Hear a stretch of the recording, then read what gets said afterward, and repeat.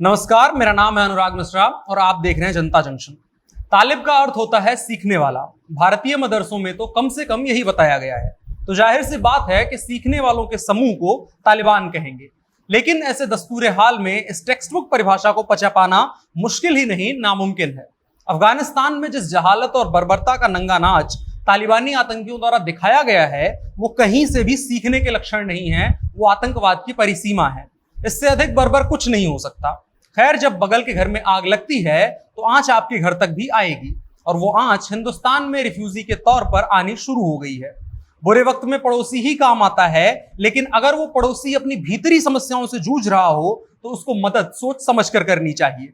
भारत अपने आप में धार्मिक मसलों समेत कई मुद्दों पर अपने आप में उलझा हुआ है, और अब आ रहे अफगानी लोग भी अपनी समस्याओं को साथ लेकर आएंगे, जिसका खामियाजा साफ तौर पर भारत और भारतीयों को भुगतना पड़ेगा। हम सामर्थ्यवान और सबके हितैषी हैं, उससे परे भी कुछ चीजें हैं जिन पर विचार किया जाना नितांत आवश्यक है। आइए परोपकार और वसुधैव कुटुंबकम जैसे मूर्धन्य शब्दों से ऊपर उठकर इस मुद्दे पर थोड़ा प्रैक्टिकल होकर विचार करते हैं। रोहन के दूध की बोतल देना।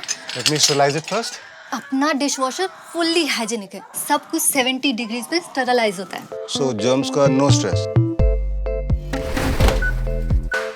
बॉश इंडियन किचन का डिशवॉशर। सबसे पहली बात, भारत पर सेकुलरिज्म एक विशेष समय में विशेष फायदे के लिए विशेष पार्टी द्वारा थोपा गया शब्द है।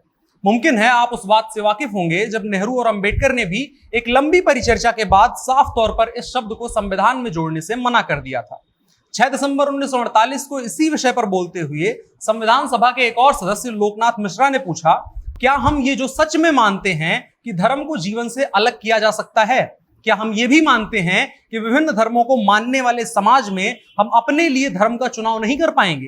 अंत में उन्होंने कहा कि अगर धर्म राज से परे है तो फिर हमें अपने संविधान से धर्म शब्द को ही हटा देना चाहिए।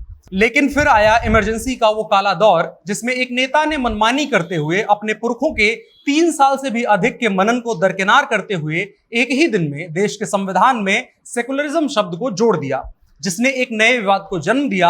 और अब देश में आ रहे रिफ्यूजी अपनी धर्म, अपनी मान्यताएं लेकर आ रहे हैं, जो कहीं ना कहीं एक नए विवाद को जन्म देगा। जहां धार्मिक समरसता की डोर खोखली करने की कोशिशें चल रही हों, जिस देश का बंटवारा धर्म और मान्यताओं की जंग का प्रतिफल हो, जिस देश में धर्म के नाम पर पहले ही इतनी लड़ाइयां हो चुकी हों, वहां एक नए धर्म जो खुद जंग से लौटा हुआ हो, उसको खुले मैदान में छोड़ देना आ बैल मुझे मार से कम का सौदा नहीं है।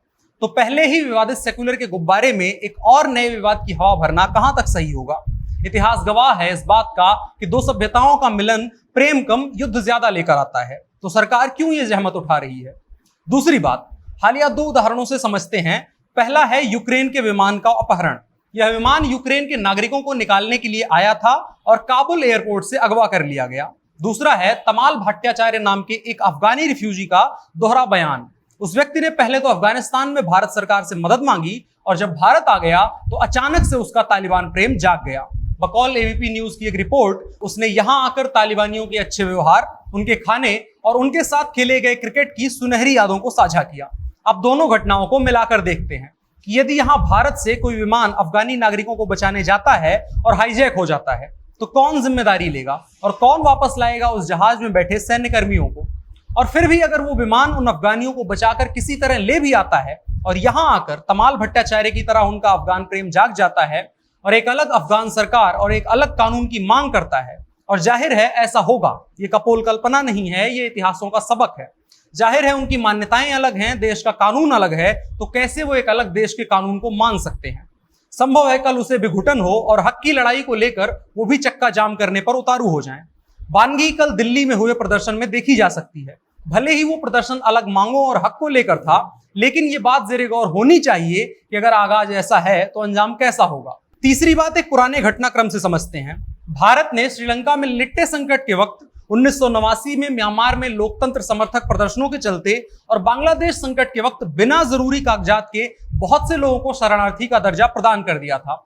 उसके बाद लंबे समय तक लोगों का अवैध आना जाना लगा रहा, और बंगाल जैसे सीमावर्ती राज्यों ने ऐसा कहा जाता है कि लोगों को वोटर आईडी समेत अन्य कागजात दिए, जिससे वो वोटर तो बने और दल विशेष को फायदा भी पहुंचाया, लेकिन जिस गरीबी और तबाही की भट्टी में बंगाल को झोंका वो एक बानगी है। ज्यादा पीछे ना भी जाएं तो हाल ही में हुए सीए प्रोटेस्ट को देख लें, जहां कानून ऐसे ही गैर कानूनी नागरिकों के लिए था, लेकिन उसे गलत ढंग से परिभाषित करते हुए पूरे देश में एक भय का माहौल बना दिया गया। देश की आबादी 140 करोड़ के आसपास है और ऐसे में लोगों का आना जाना, बोझ बढ़ना ही होगा। बोझ के साथ साथ वो अपने साथ रोहिंग्या जैसी समस्याएं भी लेकर आएंगे। तो जाहिर है मदद के लिए पूरी दुनिया आगे आ रही है, भारत को भी मदद करनी चाहिए। लेकिन जिस देश के तंत्र पर कोई और काबिज हो चुका है, जिसका राजा देश छोड़कर भाग चुका है और एक रिपोर्ट के मुताबिक वहां के 90% से अधिक नागरिकों ने शरिया कानून का समर्थन किया है, तो हर देश अपने नागरिक को निकाल सकता है या शरिया आने से जिन धार्मिक मान्यताओं के लोगों को कठिनाइयां होंगी उनको निकाल सकता है। लेकिन वहां के मूल नागरिकों को निकालना एक तरह से बचकानी हरकत से अधिक कुछ नहीं है। पुराने लोगों ने कहा है, चिड़िया कितना भी ऊपर उड़ ले, लौटना उसे धरती पर है।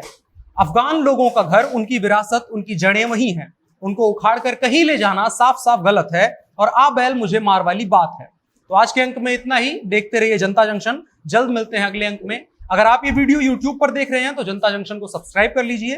फेसबुक पर देख रहे हैं तो पेज को लाइक कर लीजिए ताकि खबरों की सप्लाई लगातार बनी रहे। धन्यवाद।